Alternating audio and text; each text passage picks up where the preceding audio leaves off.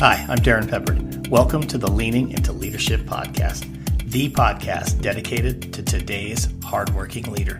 Join me every Sunday for leadership insight, inspiration, and a little pep talk to keep you rolling down your road to awesome.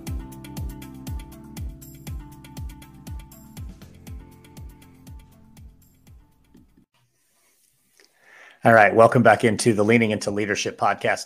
I'm your host, Dr. Darrin Peppard, and today I want to talk about intentional leadership.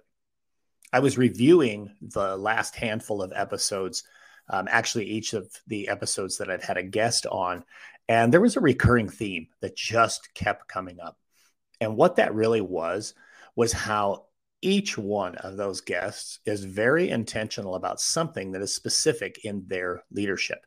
And so I want to dive a little deeper into that today. My goal, this is going to be a shorter episode. So if the 45 to 50 minute episodes have been a little bit long for your commute, you're in luck. Hopefully this one is more in the 20-minute range. But I want to dive back in and take a look at one component of each of those guests and highlight how they are being very intentional there. And then talk a little bit more about the intentional work that is to come for our leadership teams as we prepare to go into next school year. I know it's March, and talking about next school year seems a little bit crazy, but it's budget time, it's hiring season, and this is the point in time where our leadership teams are starting to turn over. We have leaders that are retiring, we have leaders who are taking different positions, and of course, we have those people who, as Rob Breyer likes to say, are taking the leap, making that jump out of the classroom into their first leadership roles, or for that matter, leaping from one leadership role into another. So all of this turnover that is happening and is going to happen in our leadership teams, I think it's worthy of us taking a pause and talking a little bit about what we can do to ensure that we're setting ourselves up for success as a part of all of this turnover. So with that said, let's go back into the intentional leadership first of Alex Carter. If you did not have a chance to listen yet to episode 4 with Alex Carter, or maybe it's just a while back and you don't remember, I'll tell you that Alex and I partnered together as part of a group in Colorado. He works for the Colorado Education Initiative, CEI, which is an absolutely amazing nonprofit organization that really helps drive change in education in Colorado and now starting to actually make their way outside of the state lines. What we did was we worked collectively around the Homegrown Talent Initiative and getting those real true work experiences for our students to begin happening very, very early in high school and ultimately, eventually to begin working into the middle school level. But what Alex talked about specifically with being intentional in leadership, both for himself and within his organization, but then also as a recommendation to leaders everywhere, was to really think about what is on your plate. Think about how much you're doing, how much you're asking of others. And before you put more on their plate or you add another initiative or you think, hey, what if we do this or we do that? Just simply simplify and focus. I loved these two words so much from Alex, and he hit it several times. Simplify and focus. Too often as leaders, we chase so many different things because, hey, as leaders, we're fixers, right? That's what we want to do. We want to fix things that aren't perfect. But we get ourselves sometimes a little bit ahead of the curve, and inevitably, we have a little bit too much going on. To just simply take that step back, and as Alex says, simplify and focus is critical. I did an activity with my staff once, and actually it was an activity we did district-wide as well, and that was listing out what are all the initiatives, what are all the expectations, and what are all the things that are, to use the phrase, on your plate. And we did this with all of our teachers. We really should have done this with everybody, not just teachers. We should have done this with our administrative assistants, with our counselors, with the entire roster. And ultimately, what we asked them to do was, okay, now in the other column on your paper, write down what are the things that you'd like to see us take off your plate, the things that would allow us to simplify and ultimately for us to focus. This was an incredibly successful activity because we discovered that there were things that people felt were on their plates that nobody was really expecting of them, but either because they wanted to put that on themselves or because they were just hanging on to something we had done in years past.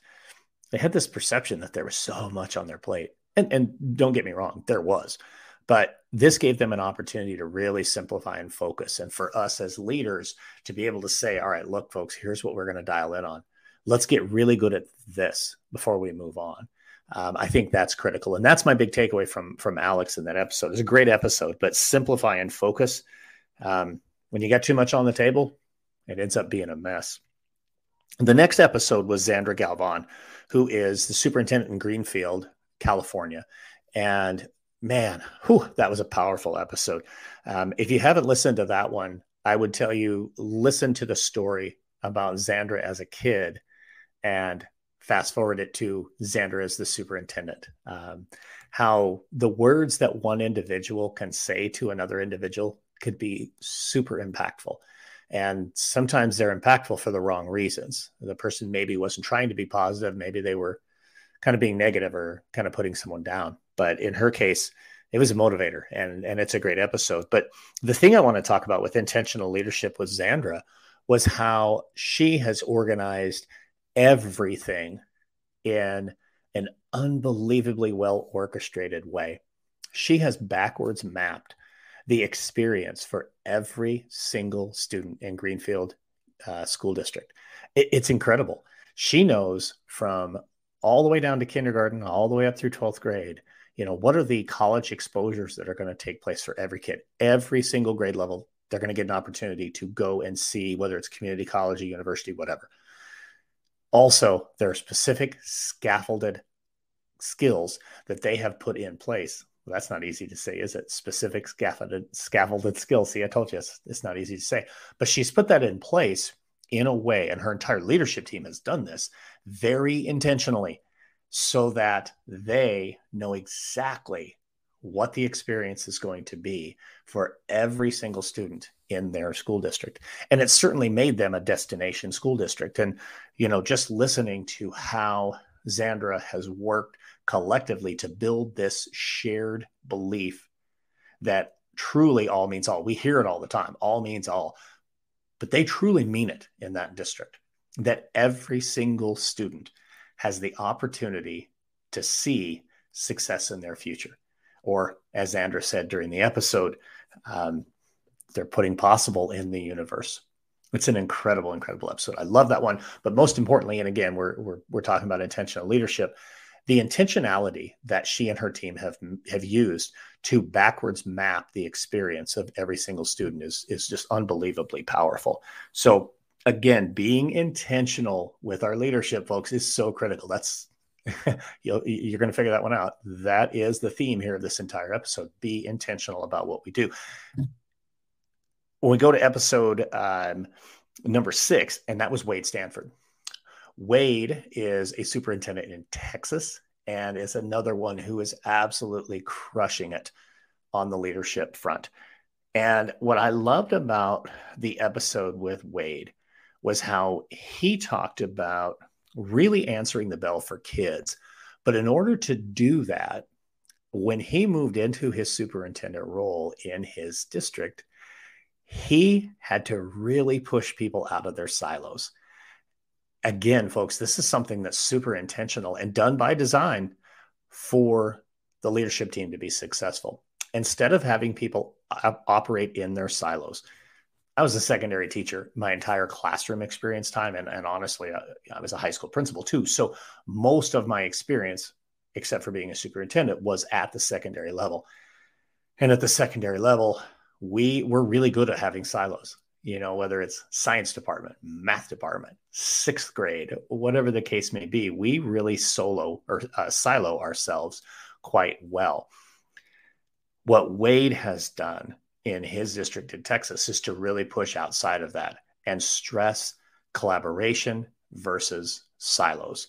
If we're willing to collaborate together and truly break down the walls of those silos so that we're working collectively toward the same goal, and not just simply, well, I'm going to teach kids chemistry or I'm going to teach kids mathematics, whatever the case may be, but we're focusing on, we're teaching kids, and we're going to answer the bell for each and every kid. And we have to do that across the board. And in order to do that, we got to take down those silos. So definitely something that I think is super powerful. And I really love how intentional Wade has been. And it's led to some tremendous success in their district. I mean, he talked in that episode about how they had passed a bond for the first time in, I want to say, 40 years in his district. And it's because of that work. You don't have that kind of success by happenstance. You have it because you have everybody on the same page. Everybody's on the exact same sheet of music, or whatever phrase you want to use. When you've got everybody working together, that is when you're going to start to see those kind of successes. So the intentional nature by which Wade was able to develop collaboration in his district, super, super powerful stuff. Episode 7 was Eric Lillis. If you don't remember, Eric is somebody that I've known for, oh my gosh, over 26 years. Met him on New Teacher Day. We both taught in Kingman, Arizona. He is now the executive director of the charter school that he works at in Kingman, Arizona.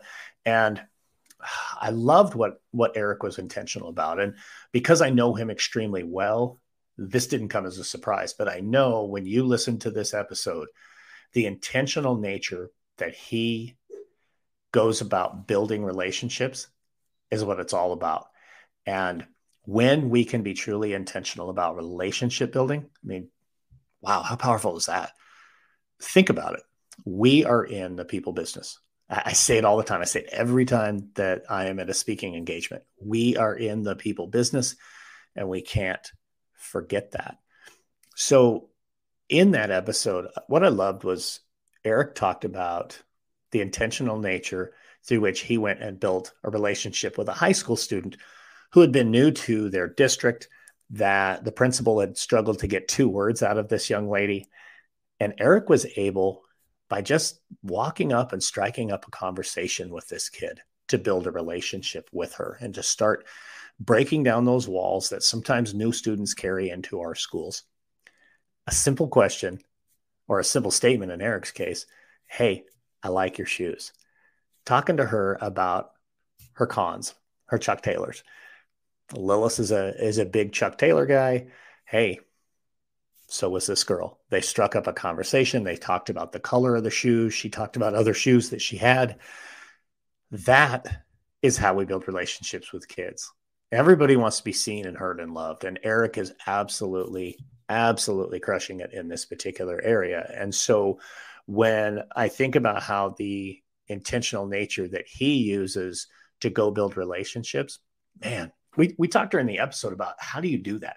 How do you make sure, when in his case, he's a superintendent, executive director, but it's the same essential job. When I was a superintendent, I just talked about Zandra, I just talked about Wade. How do you, when you're in that role, find time to be intentional about relationship building? And I would tell you the same thing that I shared during the episode with Eric. Put it on your calendar. Don't start your day in your office. Put 20 minutes on the calendar and say, I'm going to go to this school and I'm going to go, walk this particular wing. You don't need to tell the principal you're coming or tell the teachers you're coming. Just go be there. One of the best people I ever worked with, one of my favorite mentors of all time, I hope someday to have him on this show, is a man named Mike LaPiccolo. Mike was the assistant superintendent. He was in charge of human resources at the district where I was first an assistant principal and then ultimately a building level principal. And what Mike would do was, again, put it on his calendar. But I knew that Mike would show up at our school at least once a week before school started.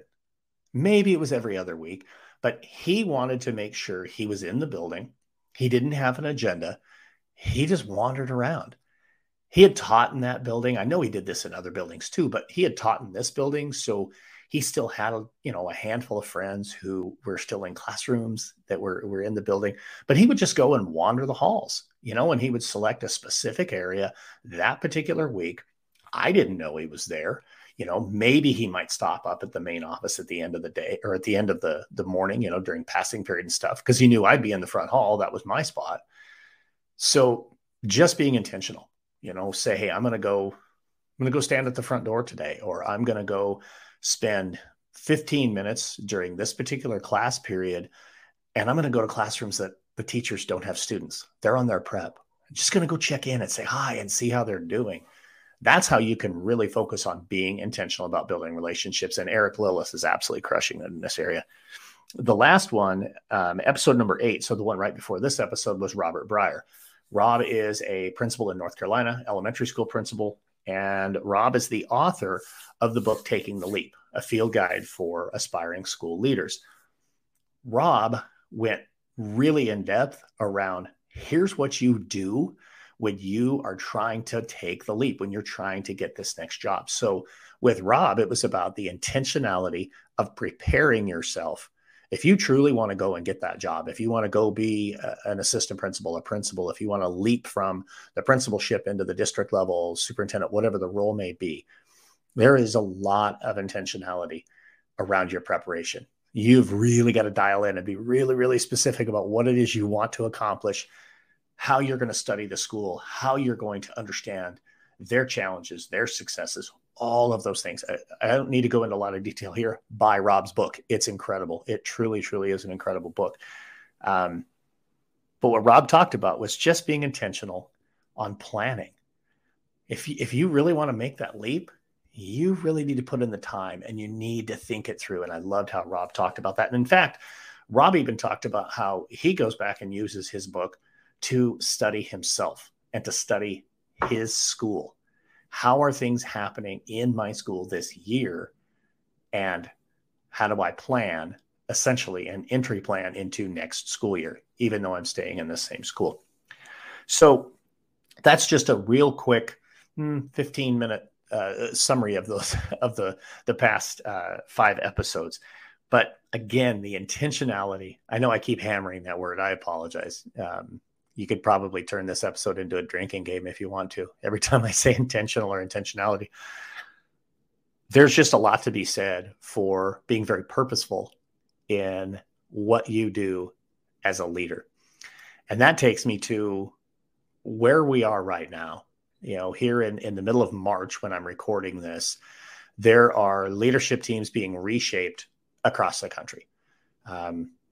Certain leaders may be moving on, certain leaders may be retiring, certain leaders may be moving up. And then, of course, I have people leaping out of the classroom. And so sometimes we make the mistake of believing that just because somebody has a job title, that they're ready to do that job.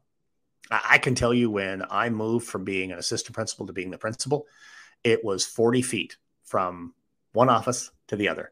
And folks, it might as well have been 400 miles.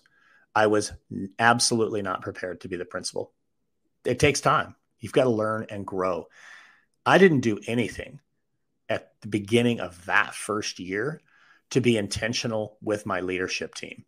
To be honest with you, I think the biggest failures that I had were I thought it was all about me.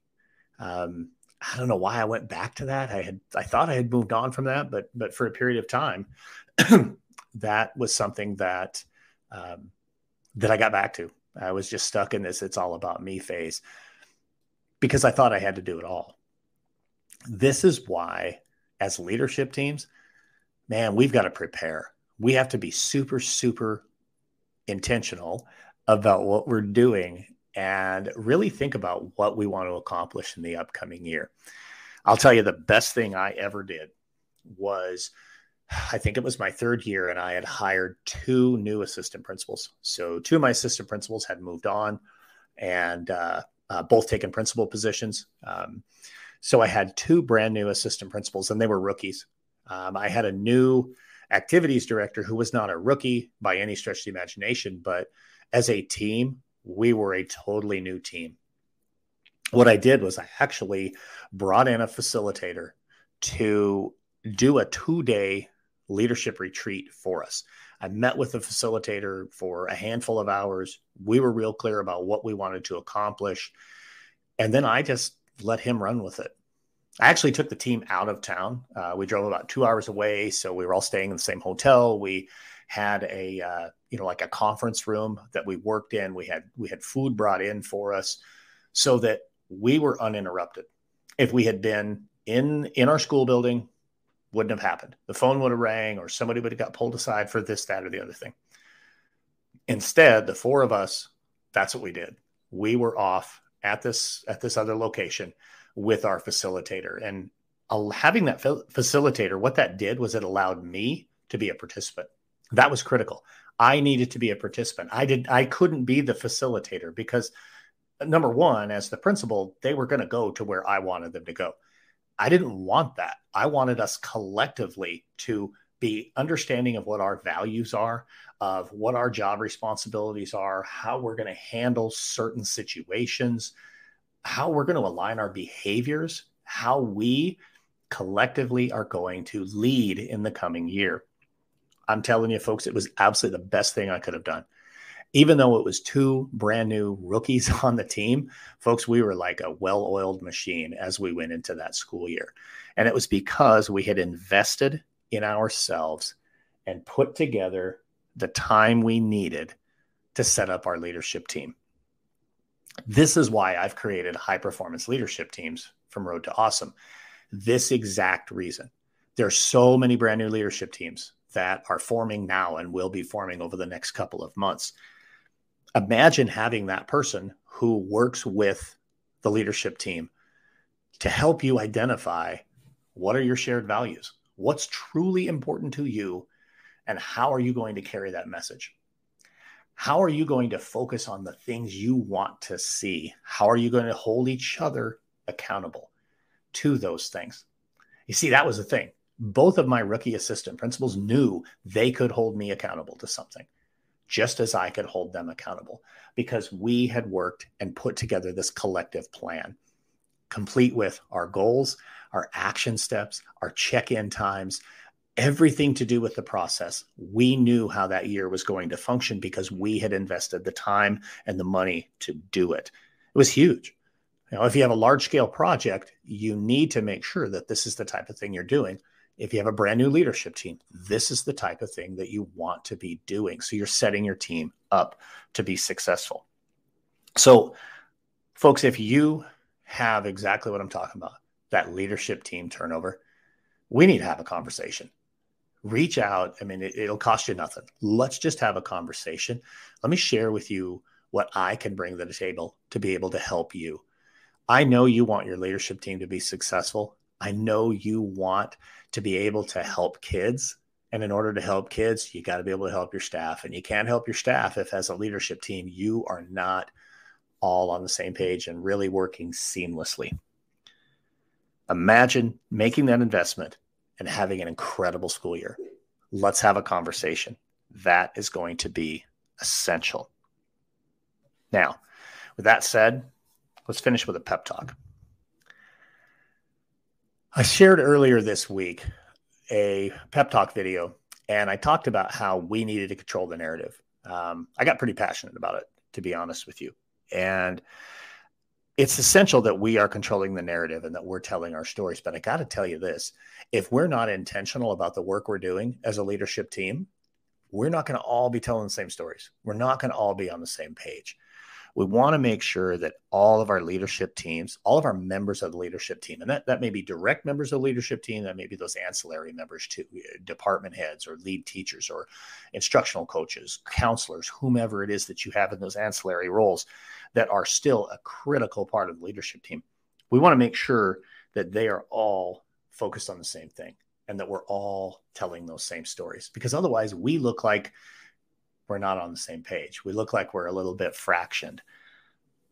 When we're focused, when we're dialed in, when we are intentional, folks, that's when our leadership teams are going to be the most successful they can possibly be. And so the pep talk, just like everything else in this episode, is about being intentional.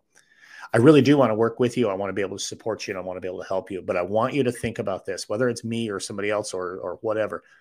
Folks, as you prepare to go into the summer, to go into next school year, and you have any kind of turnover on your leadership team, it is just so important to take that step back and to have somebody come and facilitate your team so that you're able to hit the ground running and to be as successful as you possibly can be. Thanks for listening to my diatribe today. It's something I'm super passionate about. I told you I'd stay under 25 minutes, and I'm pretty much right at that. So until next time, thanks so much for tuning into the Leaning Into Leadership podcast. I'm Darrin Peppard. Get out there. Have a road to awesome week. Thank you for listening to the Leaning Into Leadership podcast, brought to you by Road to Awesome. Don't forget, click subscribe, give a review, and share this with somebody who might also enjoy leaning into leadership.